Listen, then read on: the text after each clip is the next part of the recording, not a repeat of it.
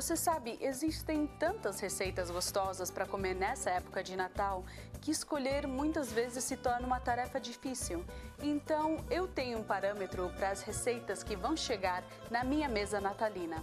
Primeiro, elas têm que ter um pouco de história. Segundo, elas têm que ser muito fáceis de fazer. E terceiro, e o mais importante, elas têm que ser gostosas.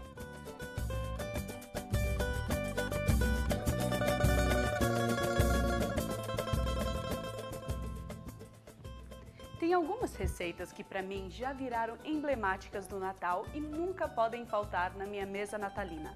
Uma delas são as rabanadas. As rabanadas são um prato que eu aprendi lá em Portugal com a minha avó, que é portuguesa. E lá ele é bem emblemático e até é chamado de fatias paridas.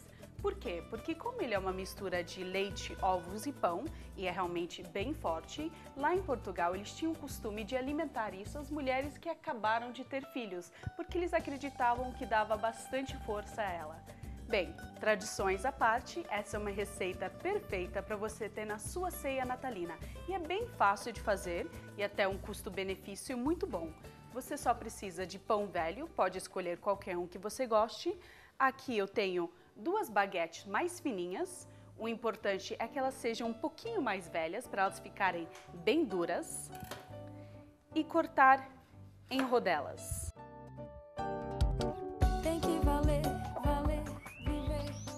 Dependendo da padaria que você for, às vezes eles têm um pão especial para rabanadas que fica super gostoso, ou também um brioche fica legal. Na verdade, experimente vários e decida qual que você mais gosta. Agora os líquidos, onde a gente vai mergulhar o pão, começando pelos ovos.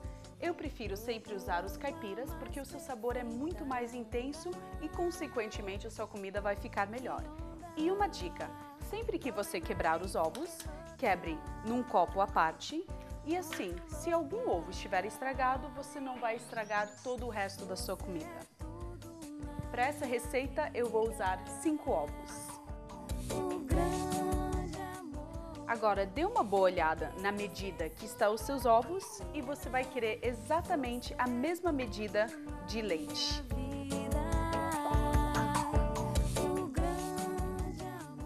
Com o fouet, misture, incorporando os ovos ao leite. Isso me lembra demais da minha infância, fazendo isso com a minha avó. Agora, aqui dentro, os pedaços de pão, para eles ficarem bem embebidos nessa mistura. Por isso que é importante que o seu pão seja velho, porque senão ele ia se desfazer aqui dentro. Retire um pouquinho o excesso, coloque num prato do lado. Enquanto isso, vou colocar o meu óleo já para aquecer. Aqui eu tenho uma frigideira com fundo grosso, com uma boa quantidade de óleo. Uma dica boa para você saber quando o seu óleo está na temperatura certa, eu sempre pego essa pontinha do pão e coloco dentro do meu óleo e deixo. Quando ela estiver fritando e dourando, os outros pedaços já podem entrar. Pontinha do pão dourado, quer dizer que as outras fatias já podem entrar, já fez o seu trabalho. E com cuidado porque você está mexendo com óleo quente. Esta não é a sobremesa mais leve que existe, mas é uma das mais gostosas. Experimente, é Natal. Um lado dourado, vire para o outro. E para retirar o excesso de óleo, uma boa quantidade de papel toalha sobre um prato e retirar para eles escorrerem.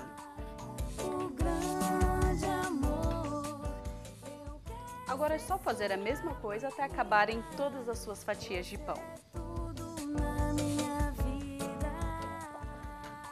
Enquanto a minha última remessa está acabando de dourar, vou fazer o açúcar, no qual a gente vai cobrir elas agora.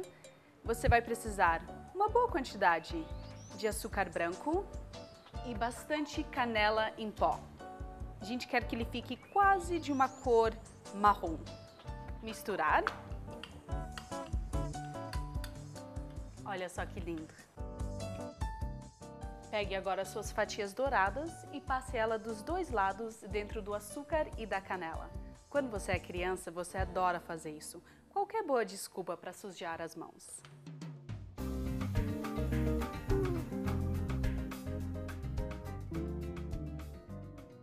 Agora, muitas pessoas gostam de comer as suas fatias paridas, douradas, rabanadas, como você gostar de chamar, assim. Mas, como é Natal, eu gosto de dar aquele toque especial que minha avó sempre fazia, que é super simples. Você vai pegar uma boa quantidade de água, em torno de metade dessa panela de água, não precisa ser uma medida muito precisa, em fogo alto, e acrescente em torno de 300 gramas de açúcar branco. Vamos fazer um caldo de açúcar. Lembre que os portugueses nunca têm medo de gema de ovo e açúcar, que aparece pra caramba nos seus doces. Um pau de canela, uns 3 cravos da Índia e um anis estrelado. E por último, a raspa de um limão siciliano. Bem facilmente. E agora é só deixar ferver.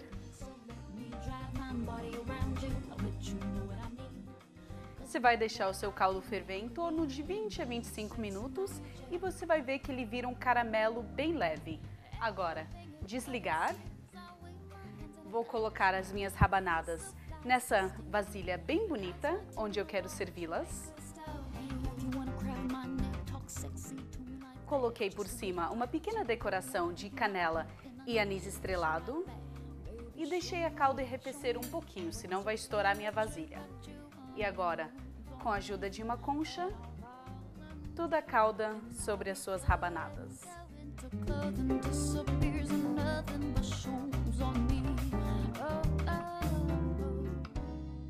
Por último, uma folhinha de hortelã para decorar. Agora você já sabe como é fácil fazer rabanadas em casa. E uma vez que você provar, você nunca mais vai deixar de fazer.